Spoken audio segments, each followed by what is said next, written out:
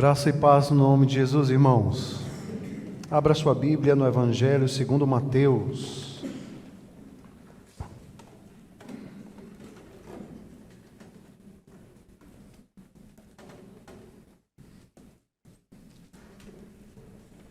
Evangelho segundo Mateus, capítulo 5.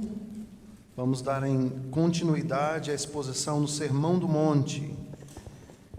E hoje nós nos deteremos à quinta bem-aventurança.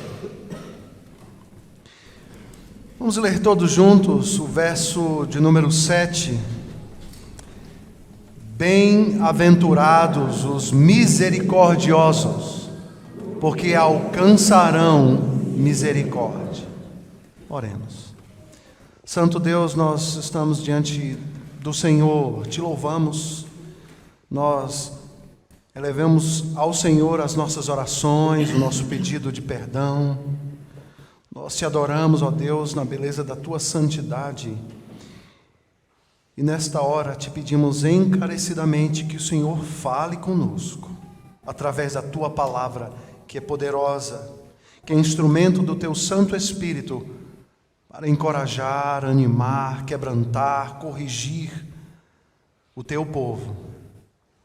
Fala conosco, Senhor, nesse instante. Nós oramos a Ti, no nome de Jesus. Amém. Bem-aventurados misericordiosos, porque alcançarão misericórdia.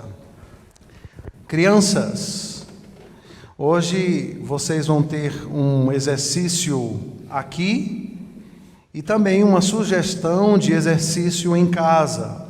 Nós temos aprendido que a expressão bem-aventurado significa feliz, feliz.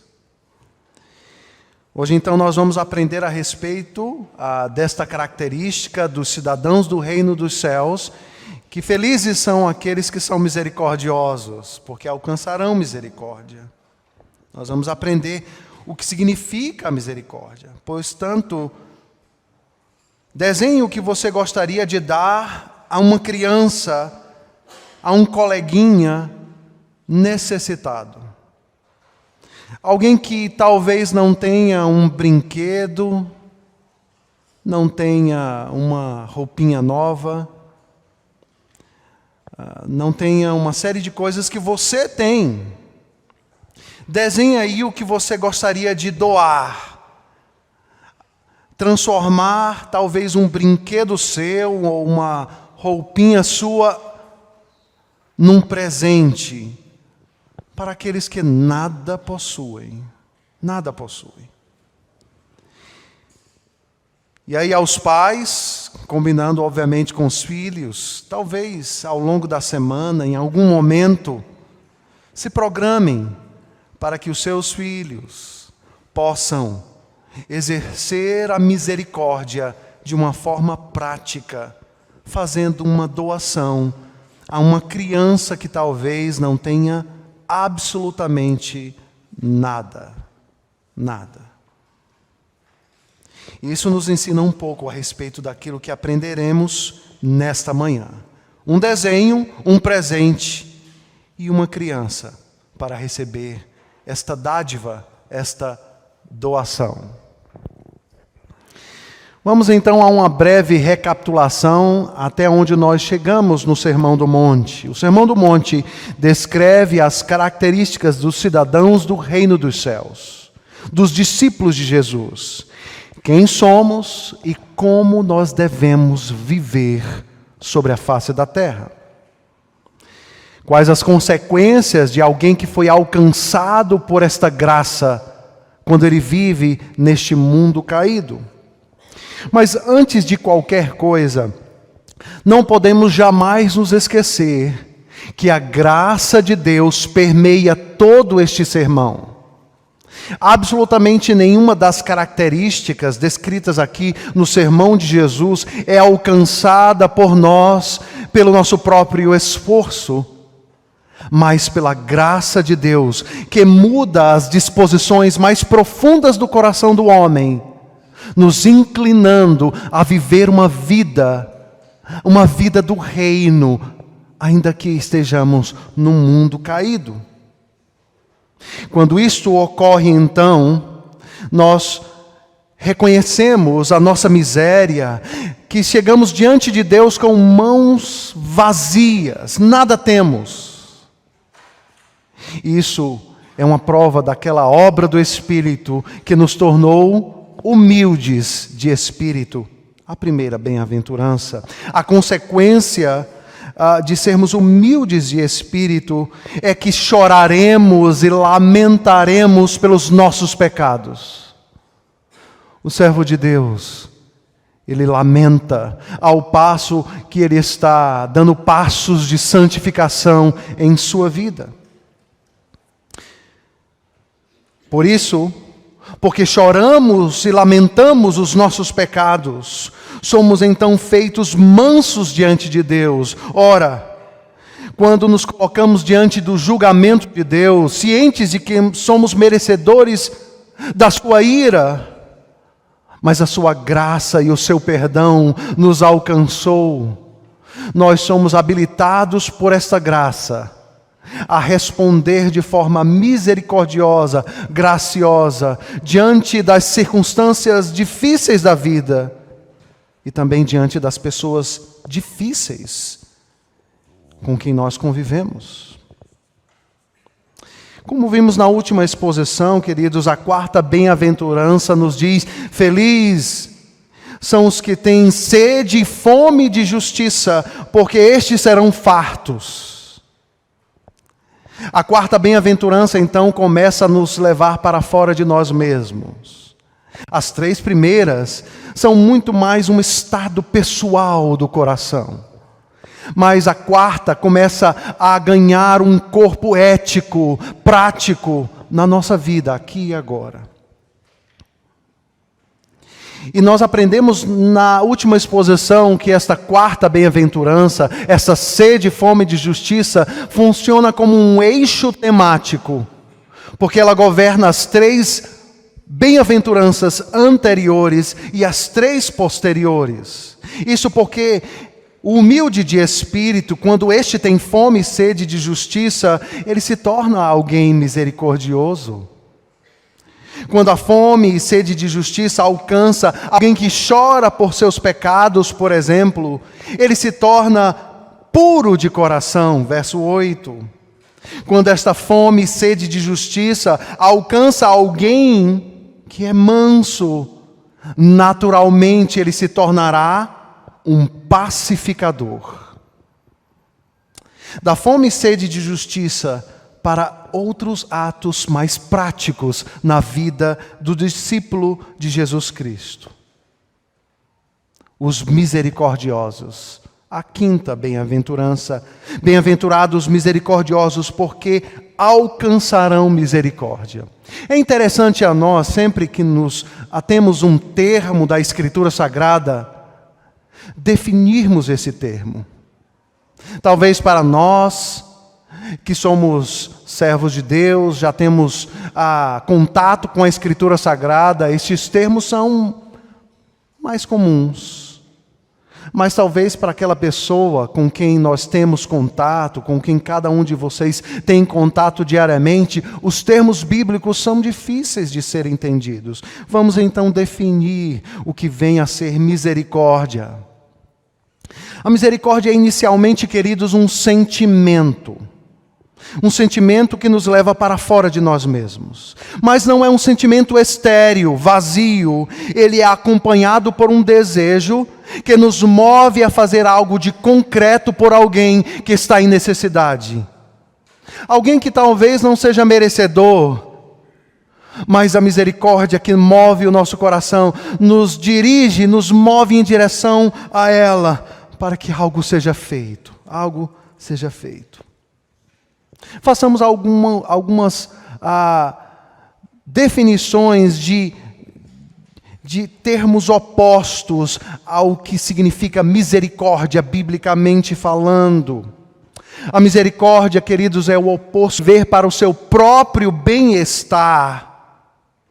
O misericordioso olha para fora de si mesmo e procura ajudar uma pessoa. A misericórdia, ela não é simplesmente oposta à avareza, ela também é oposta à inveja. A inveja geralmente significa tristeza e raiva pelo bem alheio. Os invejosos se exasperam ao olhar o que o outro possui, o que o outro conquistou.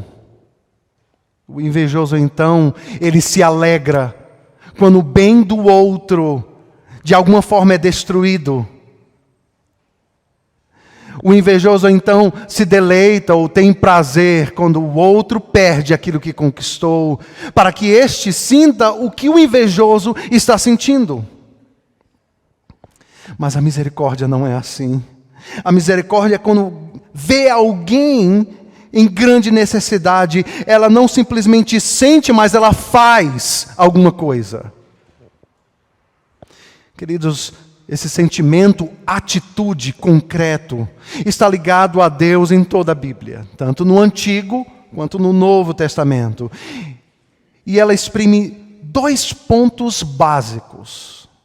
O primeiro deles é que a misericórdia é um ato que manifesta a providência de Deus. Quando Ele cuida das suas criaturas, tudo aquilo que Deus faz, Ele o faz em misericórdia. Vamos ver mais além no próprio Sermão do Monte, estes atos de Deus em direção às suas criaturas, a toda a carne. O capítulo 5, versículo 45 diz que Deus faz o sol nascer sobre justos e injustos. Ele faz chover sobre ímpios e aqueles que foram alcançados por sua justiça.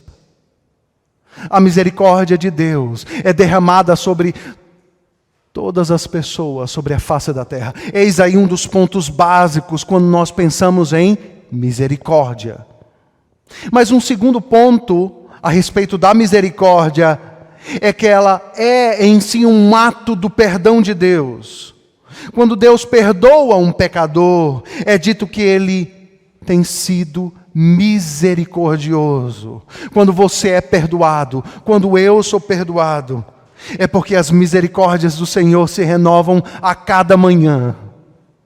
Portanto, eis aí este segundo ponto básico que manifesta o que Deus é, um Deus perdoador. Portanto, a misericórdia, ela é mais do que bondade.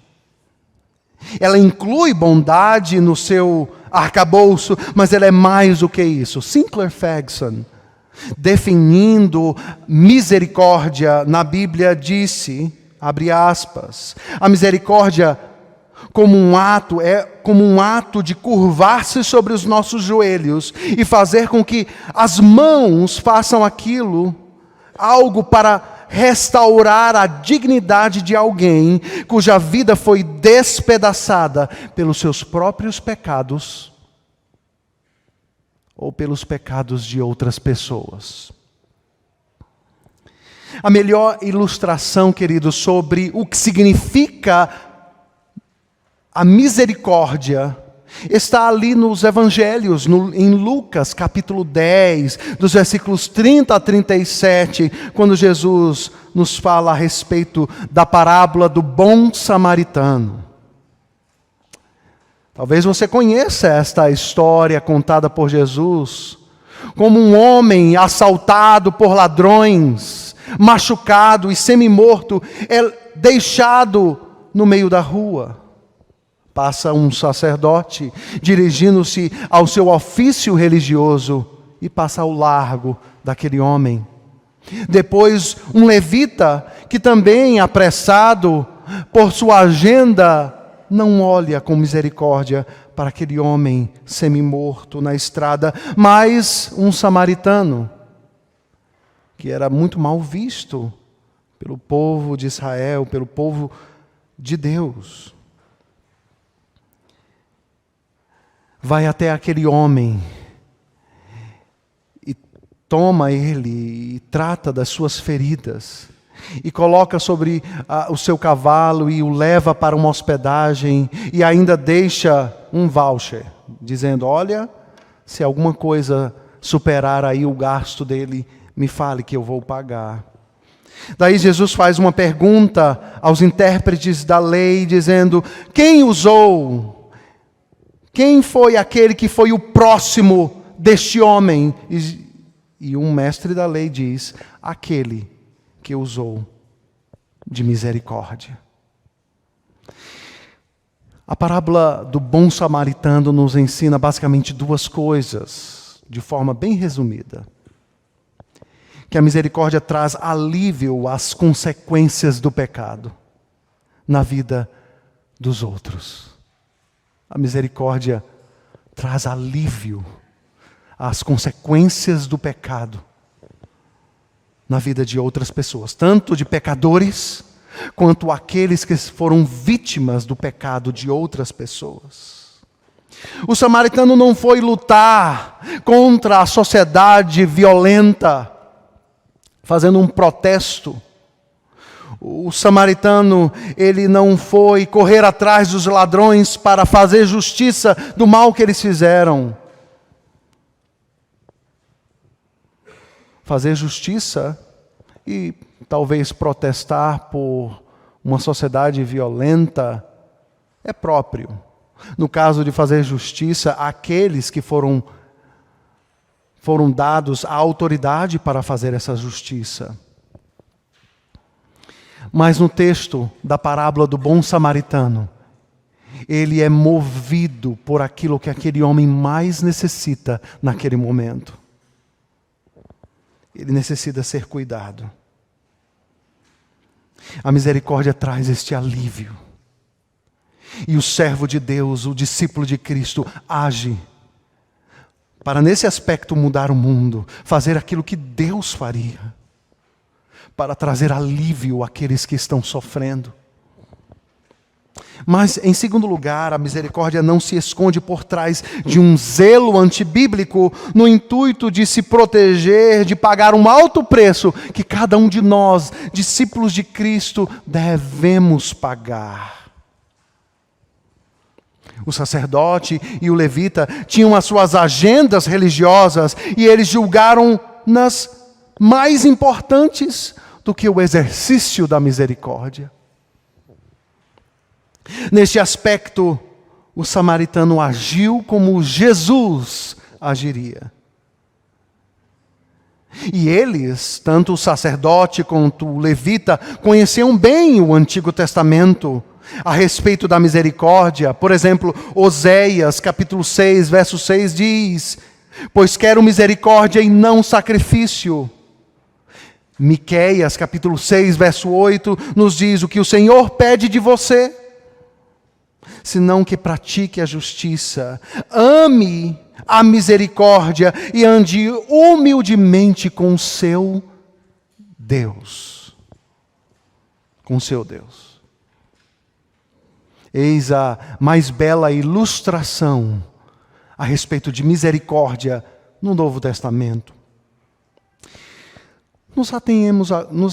Vamos olhar mais detalhadamente um pouco para a segunda parte desse versículo, que diz: felizes os misericordiosos, porque alcançarão misericórdia. O que Jesus está querendo dizer aqui? Jesus está dizendo que nós receberemos misericórdia somente se nós formos misericordiosos com os outros. Parece um problema a ser resolvido, não é verdade? Certamente é este o significado do versículo. Jesus sabe que os verdadeiros discípulos exercitam a misericórdia porque eles mesmos foram alvos de tão grande misericórdia. Aquele que enxergou o tamanho do problema que o pecado nos trouxe.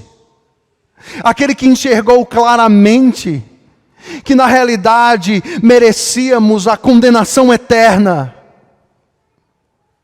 Porque nenhuma obra ou ato das nossas mãos pode angariar de Deus qualquer bem que seja da sua parte. Aquele que foi alcançado por esta graça não pode viver diferentemente, senão estendendo a misericórdia aos outros. Se não formos misericordiosos, não recebemos da misericórdia de Cristo e, portanto, não podemos esperar de sua misericórdia no último dia.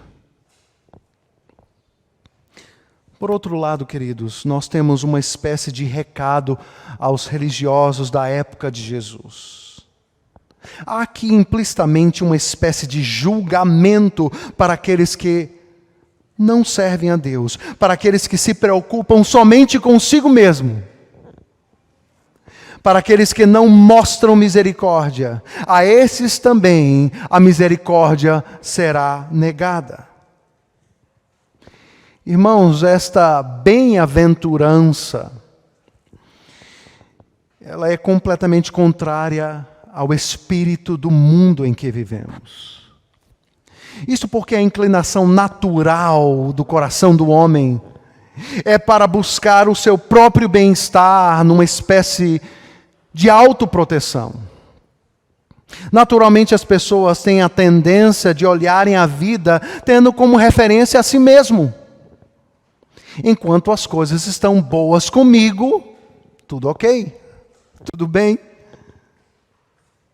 Mas quando há algo de errado comigo, então o mundo está errado e este problema tem que ser solucionado, porque agora eu fui retirado do meu conforto, da minha sensação de segurança na vida.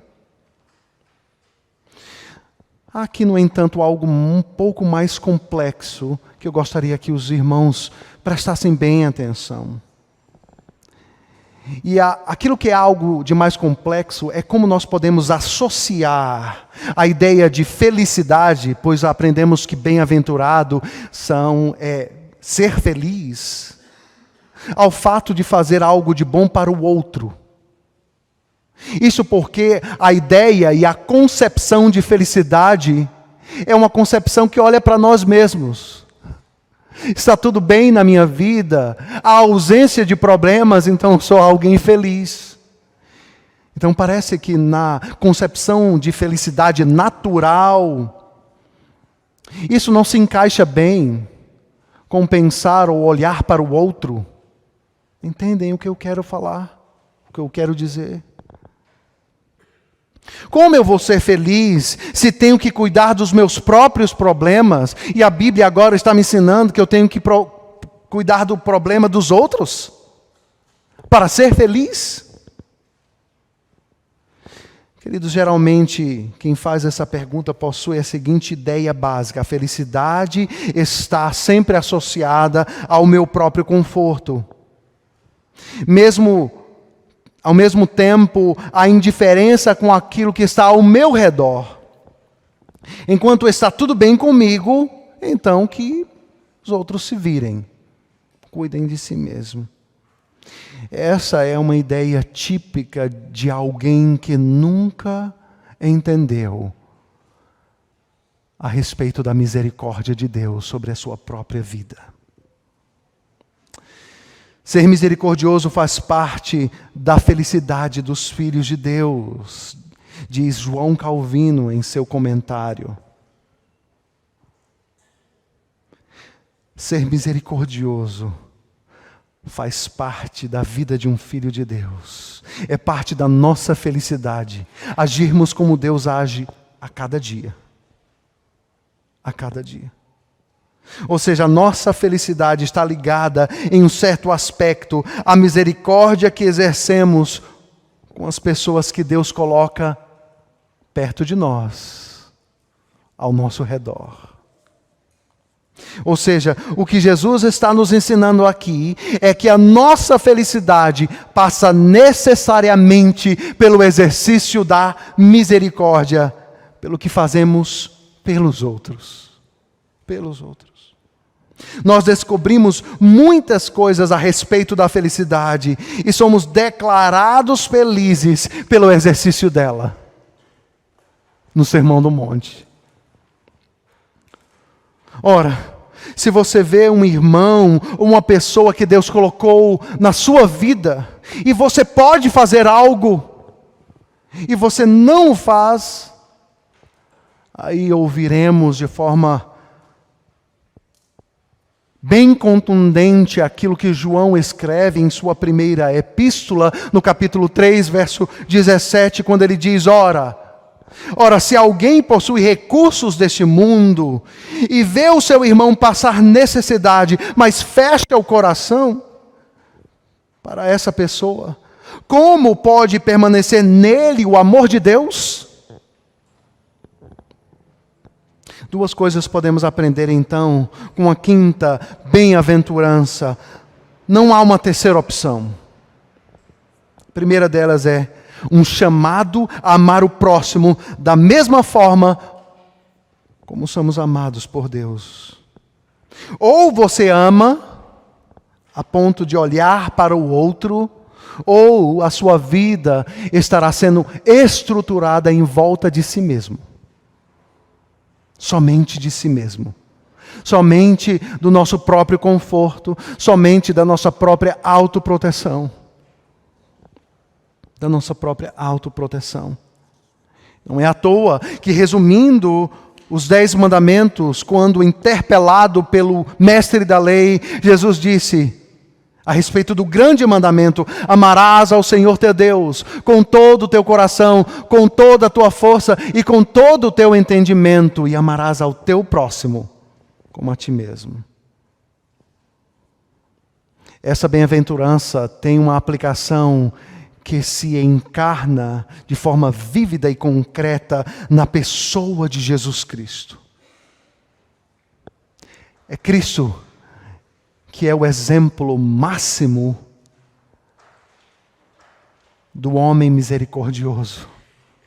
Ele é o Deus feito homem. E é interessante que os irmãos da igreja primitiva interpretavam um bom samaritano como a própria pessoa de Cristo. Cristo é a encarnação da misericórdia. Se bem observarmos no Novo Testamento, a pessoa que mais sentiu a miséria humana foi a pessoa de Cristo. Cristo percebeu a miséria humana em toda a sua profundidade. O autor da carta aos Hebreus, no capítulo 4, versículo 15, nos diz: porque não temos sumo sacerdote que não possa se compadecer das nossas fraquezas. Pelo contrário, ele foi tentado em todas as coisas à nossa semelhança, mas sem pecar. Cristo sentiu em sua pele compaixão pelas pessoas necessitadas. Ele não tinha apenas um sentimento, mas ele agiu de forma concreta por elas. E o ápice da sua misericórdia é vista na cruz do Calvário.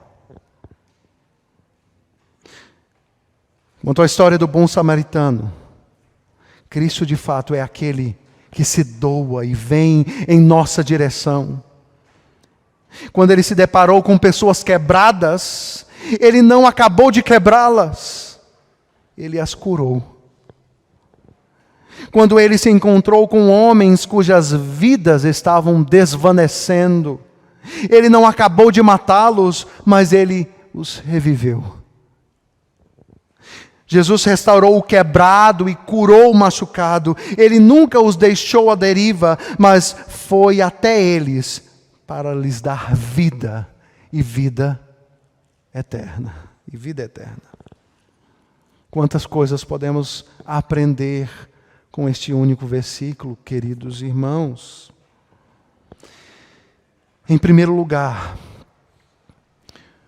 uma das mais belas características de uma pessoa que pertence a Deus, que é discípulo de Jesus, é sem sombra de dúvidas a misericórdia.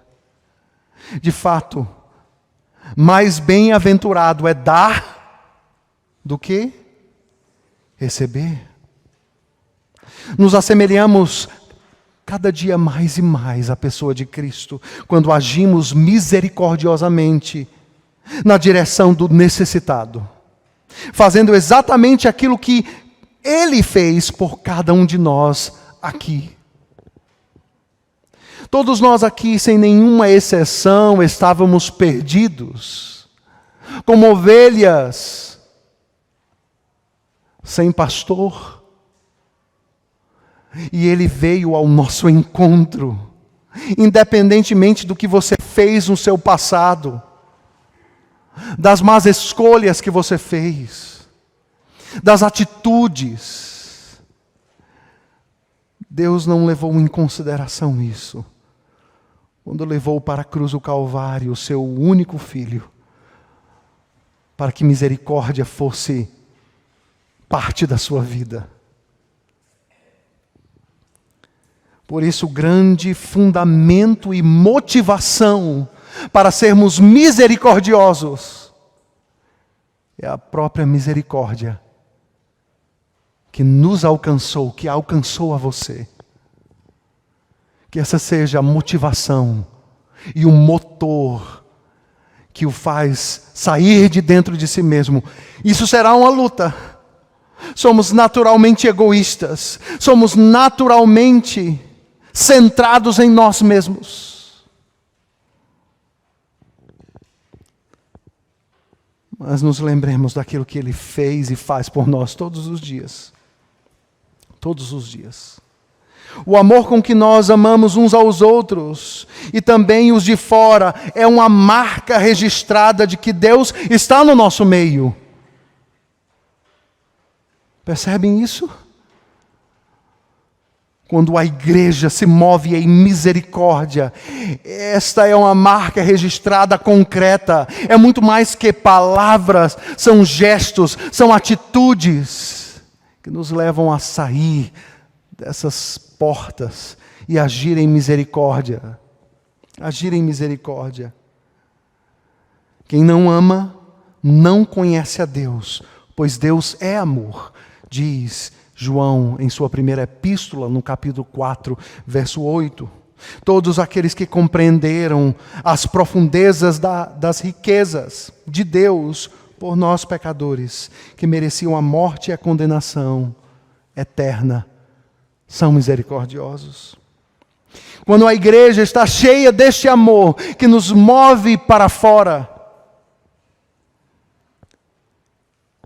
nós vamos crescer em ação social, como na obra da evangelização, das missões, porque nós vamos nos preocupar com o outro. Pecadores precisam ouvir a respeito do Evangelho. Isso porque Ele ama isso porque nós devemos amar aquilo que Deus ama, e Deus ama o perdido. Ele deixou para trás as 99 ovelhas e foi ao encalço da ovelha perdida. Grandes coisas podem ser feitas quando nos mobilizamos em amor para ajudar os outros. Pessoas são abençoadas, pessoas são alcançadas, pessoas são cuidadas de diversas formas. Mas quando pensamos nessa misericórdia, não devemos nos ater simplesmente a gestos de ajuda material para com aquele que está necessitado. Precisamos agir misericordiosamente para com os outros de diversas formas. Somos naturalmente exigentes, muitas vezes implacáveis e às vezes até impiedosos uns com os outros. Não é verdade? Nos nossos relacionamentos. Por isso, maridos, sejam misericordiosos com suas esposas, com seus filhos. Peça a Deus para te ajudar se você tem sido extremamente implacável, exigente ou legalista com aqueles que estão perto e longe de você. Esposas, sejam misericordiosas. Sejam misericordiosas com o marido. Quando ele não desce com o saco de lixo no final do dia. Você não desceu o saco de lixo, vai ficar lixo a noite inteira. Desculpe, isso não acontece jamais. Isso é só um pequeno exemplo da forma como nós podemos ser misericordiosos. E talvez falar aquilo que é necessário fazer, mas falar mais em amor. Em amor. Filhos, sejam misericordiosos com seus irmãos, uns com os outros. Da próxima vez que alguém pisar no seu calo, ao invés de pagar com a mesma moeda, seja misericordioso. Igreja, precisamos ser misericordiosos com as pessoas de fora também. Com o perdido, aquele que ainda não conheceu as misericórdias de Deus, conscientemente. Saiba que eles podem conhecer muito sobre o ser de Deus, através das suas mãos. Das suas mãos. O mundo vai conhecer, ou pode conhecer, mais de Cristo, quando a igreja age em misericórdia para com os outros, para com aqueles que nós talvez julguemos que não são merecedores de misericórdia nenhuma, mas da punição do inferno. Talvez aqueles na sociedade que são marginalizados. Não, estes não podem estar entre nós. Estes não. Aí lembre-se do seu Deus, pregado numa cruz, conversando com dois dos piores criminosos do Império Romano. 2 ladrões.